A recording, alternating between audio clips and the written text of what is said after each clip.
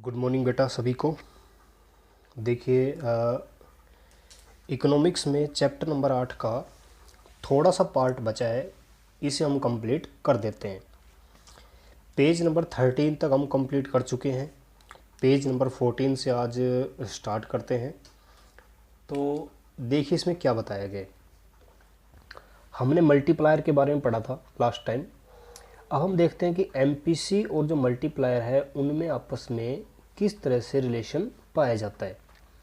तो सभी जानते हैं कि आप जितना भी एडिशनल इन्वेस्टमेंट करेंगे, इसका मतलब एडिशनल एक्सपेंडिचर होता है। इन्वेस्टमेंट मतलब एक्सपेंडिचर, जितना ज़्यादा हम खर्चा करेंगे उतनी ही ज़्यादा इनकम कमाएंगे, क्योंकि जो प्रोड्यूसर्स हैं वो जितना जितना एडिशनल इन्वेस्टमेंट अपनी प्रोडक्शन में करेंगे, यानी कि अपनी फैक्ट्री को और ज़्यादा बूस्टअप करेंगे, एडिशनल मशीनें वगैरह परचेज करेंगे, तो जाहिर सी बात है उस एडिशनल एक्सपेंस से एडिशनल इनकम भी जनरेट होगी। तो हमने कहा जो एडिशनल इनकम जनरेट होगी उसका कुछ पार्ट फिर से कंज्यूम कर लिया जाएगा, कुछ पार्ट सेव कर लिया जाएगा ना। अच्छा, अब ये जो कंजम्पशन है ये पुनः इनकम में कन्वर्ट हो जाएगा, क्योंकि खर्चा करने से इन्वेस्टमेंट बढ़ेगा और इन्वेस्टमेंट से इनकम बढ़ेगी हमारी। यानी कुल मिला के जितना भी एक्स्ट्रा खर्चा किया जाता है वो इनकम में ही कन्वर्ट हो जाता है। अच्छा, अब जैसे यहाँ पर है एमपीसी अगर 0.4 है और इनकम में जो इंक्रीज है वो 100 है, इसका मतलब क्या हुआ कि हम जानते हुए जो एमपीसी होता है वो डेल्टा सी और डेल्टा वाई के बराबर होता है। हम पढ़ के आए थे कि जो एमपीसी है वो delta C divided by delta Y को दर्शाता है। अब देखिए यहाँ पर एमपीसी मेरे को ऑलरेडी 0.4 दे रखा है। डेल्टा सी कंजम्पशन कितना है मेरे को नहीं पता, लेकिन मेरी इनकम में कितना इंक्रीज हुआ है 100 रुपये। तो मैं बता सकता हूँ कि मेरा कंजम्पशन कितना होगा 0.4 इंटू 100 यानी कि 40 रुपये खर्चा करने से मेरी इनकम 100 रुपये बढ़ी है, इसे ही बोलते हैं मल्टीप्लायर। अच्छा जी, फिर आगे है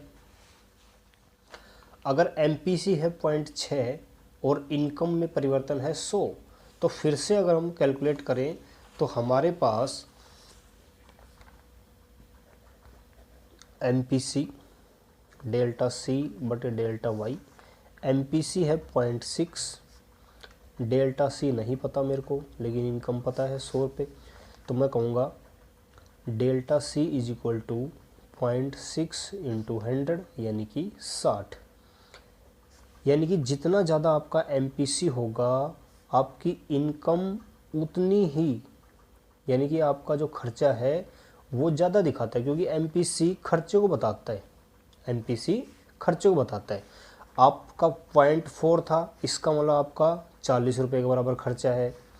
आपका एमपीसी 0.6 है, इसका मतलब आपका जो एक्सपेंस है वो बढ़ा है। यहाँ पर आपकी सेविंग हो रही थी 60 रुपये, यहाँ आपकी सेविंग होगी केवल 40 रुपये, क्योंकि एमपीसी प्लस एमपीएस ये होते हैं 1 के बराबर। यानी कंजम्पशन प्लस जो सेविंग है वो 1 के बराबर होती है। तो कंजम्पशन जितना होगा 1 में से लेस कर देंगे उतनी हमारी सेविंग होगी।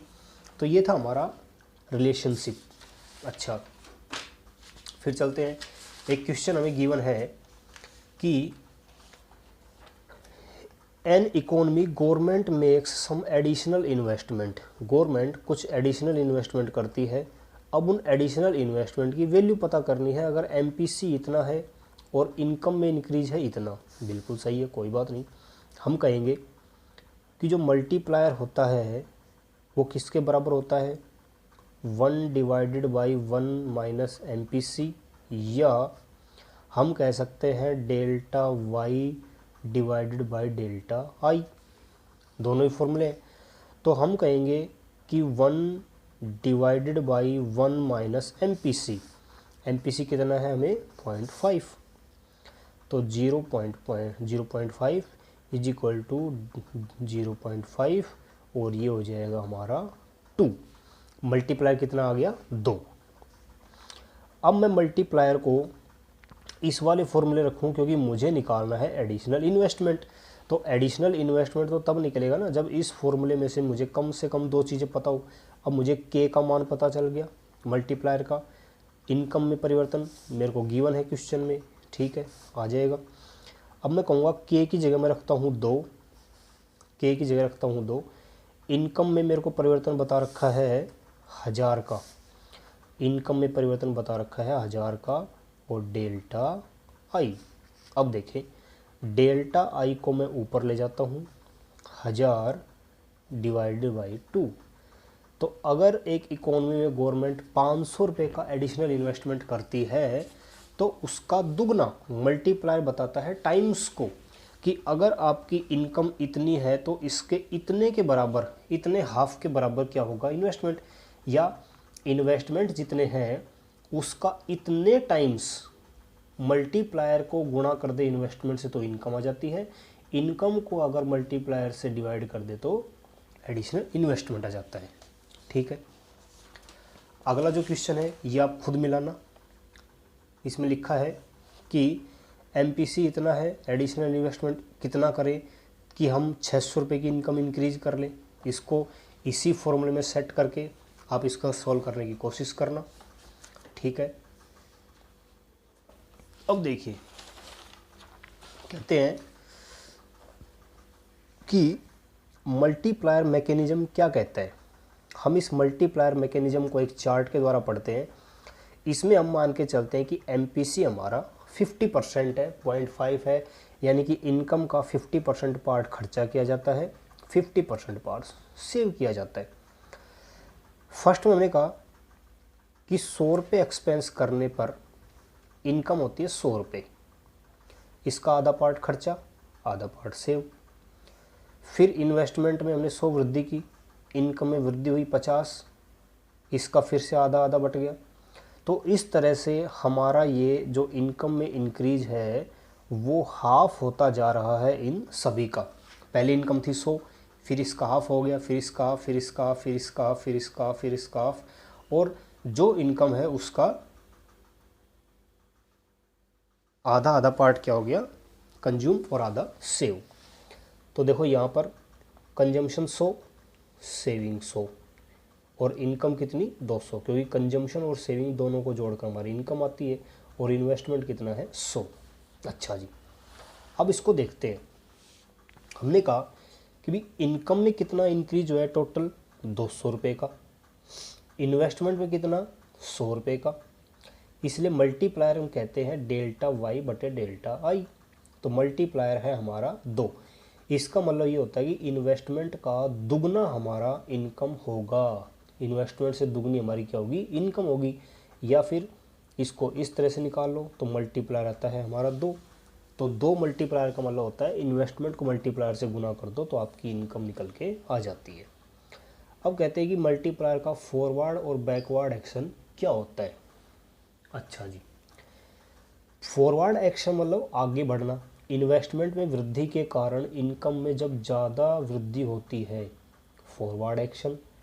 इन्वेस्टमेंट में कमी के कारण इनकम में जो कमी होती है उसे बोलते हैं बैकवर्ड एक्शन। जैसे अगर हम कहें कि इन्वेस्टमेंट 100 करोड़ से बड़े हैं और एमपीसी है इतना, तो इनकम में इन्वेस्टमेंट से 2 टाइम्स के अकॉर्डिंग वृद्धि होगी। क्यों? क्योंकि हमने ये फॉर्मूला सीख रखा है, डेल्टा वाई बटे डेल्टा आई। या फिर मल्टीप्लायर हम कैलकुलेट करें, मल्टीप्लायर हमारा 2 आएगा। देखो मल्टीप्लायर कैसे आएगा, 1 डिवाइडेड बाई 1 माइनस एमपीसी। तो 1 divided by 0.5 is equal to 2। Multiplier है 2, यानी कि 2 अगर मल्टीप्लायर है तो इन्वेस्टमेंट का डबल, इन्वेस्टमेंट का डबल क्या होगा हमारा इनकम कहलाएगी।